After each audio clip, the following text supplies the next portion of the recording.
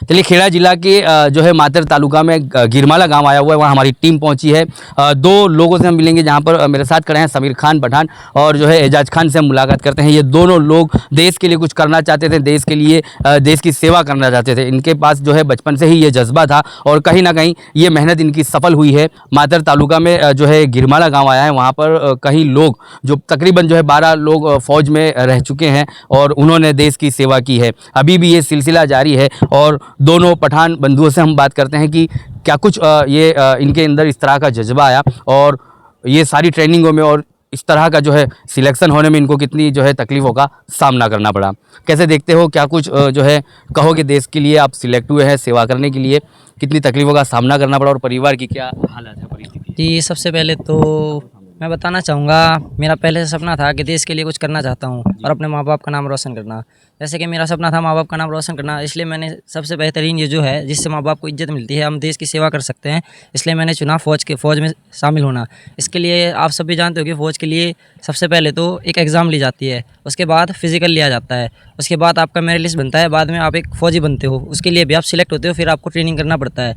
यानी इतना आसान नहीं था ये। सबसे पहले तो मेरा फर्स्ट अटैम्प्ट था, लेकिन ऊपर वाले के फजलो करम से पहले ही अटैम्प्ट में मैंने ये सारे टेस्ट क्लियर कर लिए। सबसे पहले मैंने एग्ज़ाम क्लियर किया, उसके बाद फिजिकल क्लियर किया, जिसमें मेरे भाई ने मेरे को बहुत मदद की। उसके बाद मेरा फाइनल मेरिट लिस्ट आता है, इसमें भी अल्लाह के फजलो करम से अपन सिलेक्ट हो गए।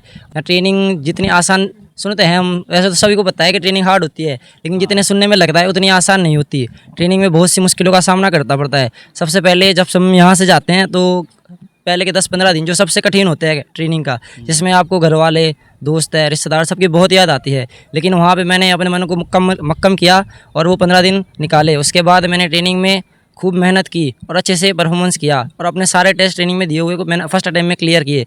और उसके बाद मैं आज ट्रेनिंग ख़त्म करके अपने गांव में वापस लौटा हूँ। हमारे गांव में तकरीबन 15 से 20 साल बाद फ़ौजी बने। हमसे पहले कई रह चुके हैं, लेकिन लास्ट 15 या 20 साल से तकरीबन कोई फ़ौज नहीं था। लेकिन हमारा सपना था दोनों भाई का कि हम दोनों फ़ौजी बन के रहेंगे, और उसमें मेरे भाई ने भी मेरे बहुत मदद की। मेरी फैमिली का भी मेरे को बहुत सपोर्ट रहा, मेरे भाई दोस्त सबका मेरे को बहुत सपोर्ट रहा। और मैंने इस हिसाब से अपनी फैमिली के सपोर्ट के साथ ट्रेनिंग को ख़त्म किया और आज मुकम्मल फ़ौजी बन चुका हूँ। और अपने गांव में आया, अपने गांव मेरे गांव वालों से भी बहुत खुशी हुई कि इन लोगों ने मेरा बहुत अच्छे से वेलकम किया।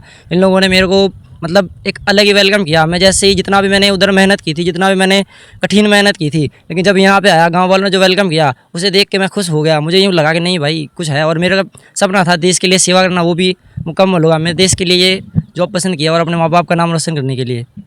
जी, आपका पोस्टिंग कहाँ दिया गया, कहाँ सिलेक्शन? मेरा पोस्टिंग है अभी, और मेरा पोस्टिंग अभी जम्मू कश्मीर है। कि ट्रेनिंग में कितना समय हुआ, कितना टाइम आपने जो है ट्रेनिंग? ये ट्रेनिंग का तकरीबन 24 वीक रहते हैं ट्रेनिंग के, और 4 वीक अपन के OJT के रहते हैं, जिसमें मतलब एक्स्ट्रा परफॉर्मेंस अपनी ट्रेनिंग जो सीखे है उसको परफॉर्मेंस करना होता है उधर। और अब ट्रेनिंग के बाद बाकी जो सर्विस है वो अभी मैं कश्मीर में है, मेरी पहली पोस्टिंग। 15 दिन की छुट्टी थी मेरी।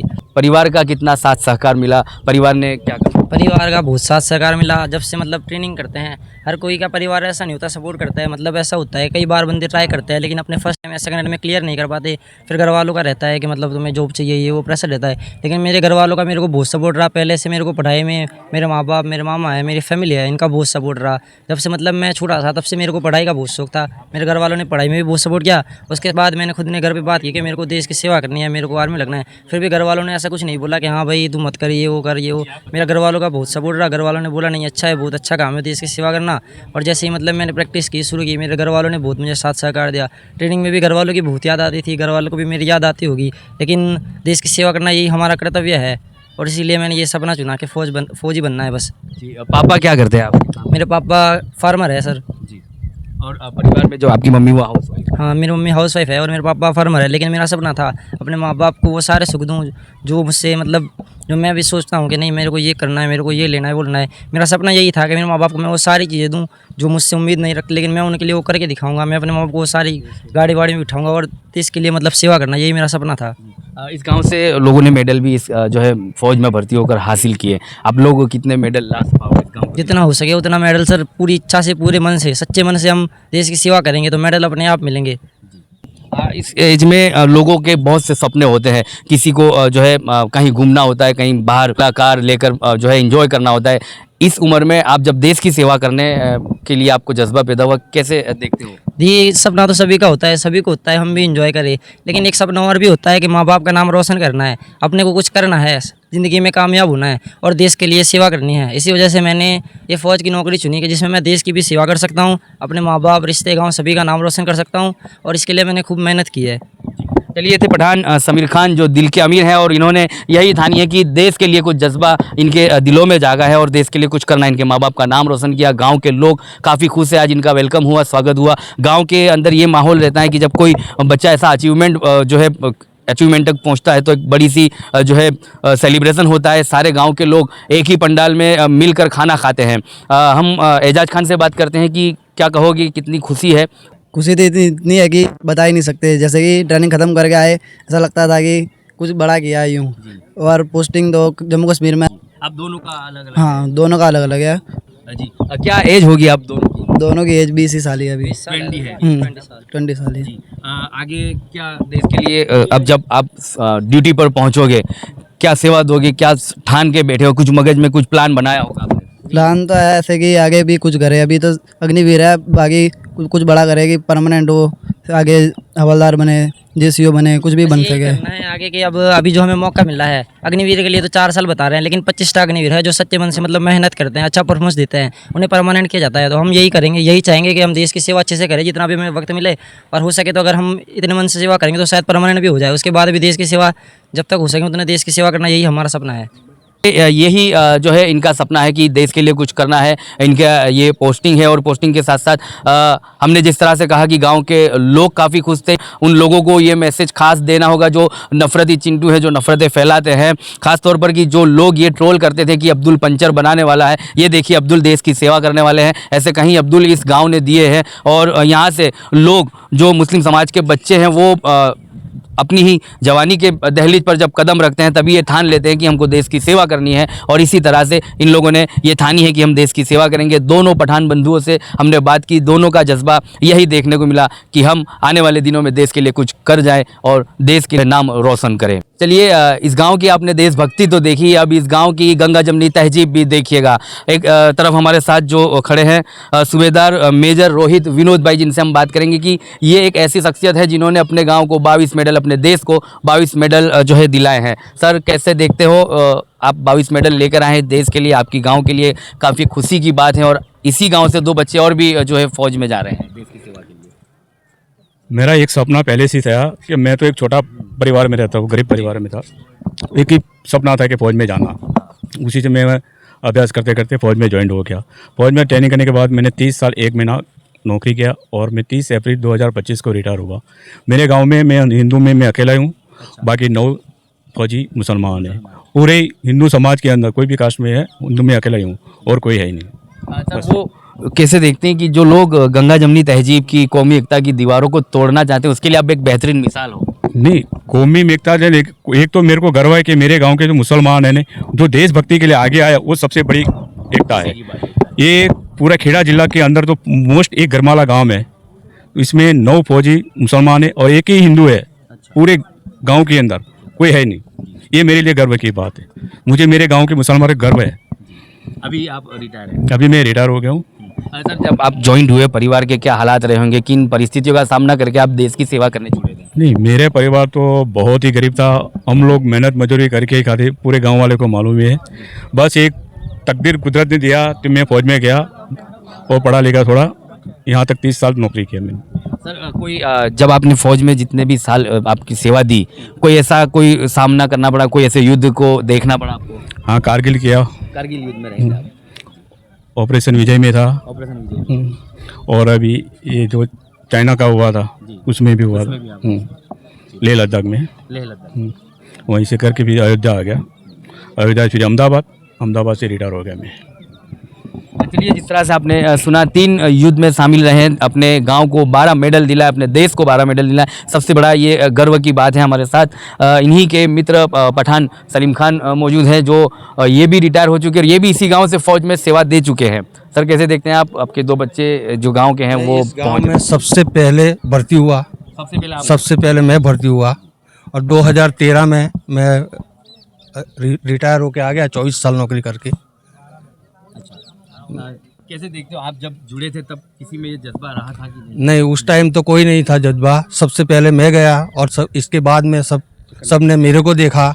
इसके बाद में सब आदमी जुड़े और इसके बाद में सब उसको लगा कि हाँ भाई देशभक्ति बहुत अच्छी चीज़ है। और मैंने इनको सबको गाइड भी किया, भाई देशभक्ति है सबसे सर्वोपरि। और आप अकेले जुड़े, उसके बाद ही फिर सिलसिला चला अगर वो जो है कारवा बनता। हाँ, फिर कारवा बनता गया और आज इस गांव के लगभग 10 जवान देश की सेवा में है। अभी भी कुछ लोग वहाँ जो है सेवा दे रहे होंगे, आप लोग रिटायर हो, कोई और लोग भी जो सेवा दे रहे होंगे। हाँ, यहाँ के बच्चे दो लोग जो ये जो दो बच्चे हैं वो 20 साल के बाद जो है अब सेवा में सिलेक्ट हुए हैं। अग्निवीर में हुए अभी ये लोग। इससे पहले तो हम लोग, सबसे पहले मैं ही था इस गांव का। इसके बाद में एक दूसरा बंदा है सिकंदर पठान करके, वो बीएसएफ में थे। इन्होंने भी सर्विस करके रिटायर हो गए। थर्ड नंबर में, हाँ, 3rd नंबर में ये है। इस तरह सब लोग फिर जो है एक एक करके सब। सर क्या कहोगे, लोगों को क्या मैसेज दोगे? देश की सेवा करनी चाहिए और करने वालों के लिए जिनको जज्बा है उनको क्या मैसेज दोगे? एक मातृभूमि की सेवा करनी सबसे महान है, उसमें सबको करना। अभी हमारे गांव में सबको बढ़ चढ़ कर आगे आ रहे हैं, खास करके मुसलमान जो पब्लिक है ना, उनको तो देशभक्ति के लिए मैं सर्वोपरि मानता हूँ। क्योंकि जहाँ भी जो पुलिस हो, बीएसएफ हो, कहीं भी फर्स्ट नंबर मुसलमान ही है इस गांव में। हिंदू को छोड़ो, हिंदू तो मैं अकेला ही हूँ, मैं बता रहा हूँ पूरे गांव के अंदर। बाकी मुसलमान हर जगह है, बॉर्डर से लेकर हमारे पुलिस में देखो सब जगह है, मेहनत मुसलमान ही कर रहे हैं। इसलिए मेरे गाँव के मुसलमान के मेरे को गर्व है। चलिए सुनिएगा, ये नफरती चिंटुओं को ही खास सुनना होगा कि आप जो नफरत फैला रहे हैं, सड़कों पर हिंदू मुसलमान कर रहे हैं, आपके ही भाई से सुनिएगा कि सर्वोपरि है, मुस्लिम समाज के बच्चे देश की सेवा में तत्पर है, देश की सेवा में सबसे आगे रहते हैं। तो आपको ये समझना होगा कि हमको देश को बांटना नहीं है, देश को जोड़ना है। देश की जो कौमी एकता, गंगा जमुनी तहजीब जो है कौमी एकता की अखिलियत है, उसको कायम करना है। इसी तरह से आज गाँव के अंदर तमाम लोगों ने एक ही थाली में बैठकर खाना खाया और ये एक मिसाल दी गांव के लोगों ने। जब अंग्रेजों ने ये देखा था कि हिंदू मुस्लिम एक थाली में खाना खा रहे हैं, तो अंग्रेजों ने देश को छोड़ दिया था कि अब इस देश को हम गुलाम नहीं रह, लंबा समय तक इस देश को गुलाम नहीं बना सकते, क्योंकि हिंदू मुस्लिम एक ही थाली में खाना खा रहा है। इसी तरह से यहाँ पर गिरमाला गाँव में भी एक ही थाली में लोगों ने खाना खाया है, गंगा जमुनी तहजीब को फिर जिंदा किया है और कौमी एकता की अखिलियत को पैदा किया है। सर क्या कहोगे, कैसे देखते हो? आप भी जो है फौज में सेवा दे चुके हैं, इस गाँव से काफ़ी ऐसे सारे लोग हैं, कुछ लोग हमें मिले नहीं, आप तमाम लोग यहाँ पर इस जो है सेलिब्रेशन में हाजिर हो, तो क्या कहोगे? दो बच्चे आपके काफ़ी सालों के बाद सिलेक्ट हुए हैं। हाँ, ऐसे ही सिलेक्शन होना चाहिए। जब भी इनका वेलकम हुआ गिरमाला गांव के अंदर, इससे क्या और जनरेशन जो नहीं है हमारे गांव की, खास करके मुस्लिम समाज की, उनको ज़्यादा मोटिवेशन मिलेगा। बहुत अच्छा इनको वेलकम किया। 22 साल के बाद, 24 साल के बाद ये हमारे जाने के बाद, मैं 2002 में ज्वाइनिंग हुआ था आर्मी के अंदर और मैं 17 साल करके रिटायरमेंट हुआ। उसके बाद 24 साल के बाद अभी 2 लड़के जो ज्वाइनिंग हुए हैं आर्मी में, दोनों भाई हैं। बहुत अच्छी मेहनत की इन्होंने और हमेशा मेहनत करके आगे बढ़ा जाता है। ये इनसे पता चलना चाहिए हमारे गाँव के और बच्चों को कि और ज़्यादा मेहनत करें ताकि हम कुछ देश के लिए कर सकें। और जो हमारे बारे में सोचता है कि हम क्या कर सकते हैं क्या नहीं, उनको पता चल जाए कि हम कर सकते हैं, सब कुछ कर सकते हैं। और करेंगे गाइड बच्चों को कि मेहनत करो और मेहनत करने के बाद ही आगे तुमको कुछ अचीवमेंट होगा। तो सर समाज के बच्चों को एक मैसेज कि अगर फौज में वो जुड़ना चाहते हैं तो ये ना समझे कि बहुत सारी कठिनाइयाँ हैं, कठिनाइयों का सामना करके भी उनको आगे आना है। नहीं, अभी ये जनरेशन को देखते हुए हमारे हिसाब से जो हमने ट्रेनिंग किया उसके हिसाब से इनको कोई कठिनाई नहीं, ज़्यादा सख्ती नहीं है अभी आर्मी के अंदर। जो जनरेशन को देखते हुए हम लोगों ने जब पुराने टाइम में जो कठिनाई है सहन की है, उस हिसाब से अभी ये बच्चे कठिनाई सहन नहीं कर सकते। जो ट्रेनिंग हमारा टाइम है उससे अभी इनको तकरीबन 25% कुछ ट्रेनिंग में सख्ताई होगी। अभी मोबाइल हो गया, वीडियो कॉल्स पे घर में बात कर सकते हैं, सब कुछ कर सकते हैं। और हमारा टाइम में ऐसा था कई महीनों तक हम घर पे बात नहीं कर सकते थे। कहीं ना कहीं कोई प्रॉब्लम आती थी, जम्मू कश्मीर में साइडिंग हो गया, बर्फ गिरी, हवामान खराब होता था, तो क्या है कोई कम्युनिकेशन नहीं होता था। मोबाइल तो उस टाइम थी ही नहीं थे, लैंडलाइन से हम बात करते थे, लैंडलाइन टूट जाती थी, कम्युनिकेशन नहीं होता था। घर वाले रोना शुरू करते थे 1.5 महीने तक, बर्फ यहाँ गिरी है वहाँ गिरी, मोबाइल में देखते थे, न्यूज़ में देखते थे। और इनको पता हमारा बच्चा जम्मू कश्मीर में, जम्मू कश्मीर इतना बड़ा कहाँ पे पोस्टिंग इनको पता नहीं होता था, तो ऑटोमेटिक टेंशन लेते थे घर वाले। और इतने टाइम बाद जब बात होती थी तो खुश हो जाते थे नहीं हमारा बच्चा सही सलामत है। तो अभी ये बच्चों को बहुत ज़्यादा टेंशन लेने की जरूरत नहीं है, बहुत आराम हो गया है आर्मी के अंदर। थोड़ी मेहनत करनी पड़ेगी तो आराम से सिलेक्शन हो सकते हैं और देश का नाम रोशन कर सकते हैं, अपनी कौम का नाम रोशन कर सकते हैं। बहुत शुक्रिया तीनों का हमसे बात करने के लिए। आप तमाम लोगों को एक अच्छा सा मैसेज है कि आपको आगे आना चाहिए। पहले जो कठिनाइयाँ थी उन तमाम कठिनाइयों से अब जो मुश्किलें हैं वो थोड़ी सी कम है, और जो बच्चे आगे आना चाहते हैं देश की सेवा करने के लिए उनको आगे आना चाहिए। काफ़ी सारे लोग हैं जो गाइडलाइन दे सकते हैं इस मामले में। आप आपके विस्तार में भी किसी को भी पूछ कर इसकी गाइडलाइन लेकर फौज में जुड़ना चाहते हैं तो जुड़िएगा। लेकिन ये गंगा जमनी दीवार है, गंगा जमनी तहजीब है, ये देखकर काफ़ी खुशी होती है। राठौड़ साहब जैसे लोगों को पठान साहब के साथ खड़े रहते हैं, इनके साथ मिलकर एक ही थाली में खाना खाते हैं, जब ये खुशी होती है कि आपने उन नफरती दीवारों को गिराया है जो लोग इस देश में नफरती दीवार को पैदा करना चाहते थे, और एक अच्छी मिसाल देते हैं। चलिए गांव के सरपंच से अब हम मुलाकात करेंगे, मेहराब खान पठान से, कि सर कैसे देखते हैं आपके ही गांव से इतने सारे बच्चे देश की सेवा के लिए पहुंचे। 20 साल के बाद फिर एक ये मौका मिला गांव को, और 2 बच्चे फिर जा रहे हैं ट्रेनिंग। ये हमारे गांव, अस्सलाम वालेकुम, जो हमारे गांव के बच्चे अभी जो फौज में ट्रेनिंग लेके आ रहे थे, हमको ऐसा हौसला अफजाई रखते कि भाई हमारे गांव के बच्चे देश सेवा के अंदर इतने तत्पर होकर जो पूरा इनका जीवन व्यतीत करते, तो उनके बदले हम भी हौसला अफजाई करते कि भाई हमारे गांव के बच्चे देश की सेवा में अटल खड़े हैं, सरहद पर सुरक्षा कर रहे हैं, देश की सेवा कर रहे हैं, गाँव की सेवा कर रहे हैं, कौम की सेवा कर रहे हैं, समाज सेवा कर रहे हैं। उसमें हमको इतना हौसला अफजाई होता है कि फिर हम यूँ लगे कि भाई जैसे छाती हमारी गदगद फूल सकती है। और ये भी नहीं है कि 1-2 बच्चे गए, आपके गांव ने 12 से 14 बच्चों को जो है भेजा है देश में। पहले तो जो गया था वो मेरा क्लाइंट में दोस्त था सलीम, जो आपने बताया, हम दोनों साथ में ही पढ़ने वाले थे। अल्लाह के करम से वो गया, जब मेरे को इतनी खुशी हुई, जैसे मैं गया होता जब मेरे को इतनी खुशी नहीं थी, उससे ज़्यादा खुशी वो मेरा दोस्त गया था, वो 20 साल नौकरी करके आया फौज में, और वो जब आता था तब पहले उसका जो भी इस तरह सामान था पहले ही मेरे घर पर उतारता था, बाद में मेरे को मिले बाद उसके घर जाता था।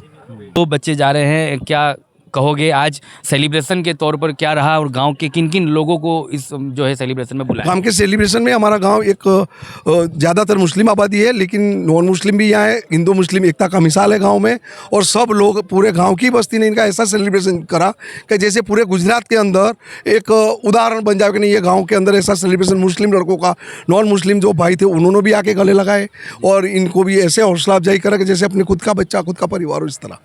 और गांव में ये भी देखने को मिला कि मैं कैमरामैन से कहूँगा पीछे देखिए कि ये खाना भी चल रहा है, दावत भी चल रही है। इसी के चलते जो ये पूरे गांव को यहाँ पर बुलाया गया, इसी पंडाल में लोगों ने साथ में बैठकर खाया। यहाँ कोई धर्म जाति किसी से कुछ पूछा नहीं जाता, यहाँ पर सारे हिंदू मुस्लिम भाई एक ही थाली में खाना खाते हैं। और ये सरपंच ही जब गाँव के ऐसे होते हैं जिनमें ये जज्बा होता है कौमी एकता का, देशभक्ति का, तो फिर गाँव में इसी तरह के विजुअल देखने को मिलते हैं। पहली बात तो ये कि जो हमारे गांव का जो अभी जो आपने बताया कि विनोद भाई जो शेड्यूल कास्ट है, रोहित समाज से, लेकिन उसने पूरी ज़िंदगी के अंदर 30 साल फौज के अंदर बिताए, और 30 साल फौज के अंदर बिताने के बावजूद उसने राष्ट्रीय 12 मेडल लिए, वो हमारे लिए गर्व की बात है।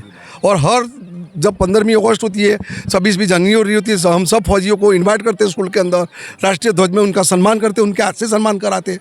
और वो भी ऐसे दिलेर आदमी है कि जो स्कूल के अंदर, गांव के अंदर थोड़ी बहुत भी ऐसी भी जब हमारे को मदद की ज़रूरत होती है तो वो खुद ना कुछ रकम डोनेट करते हैं।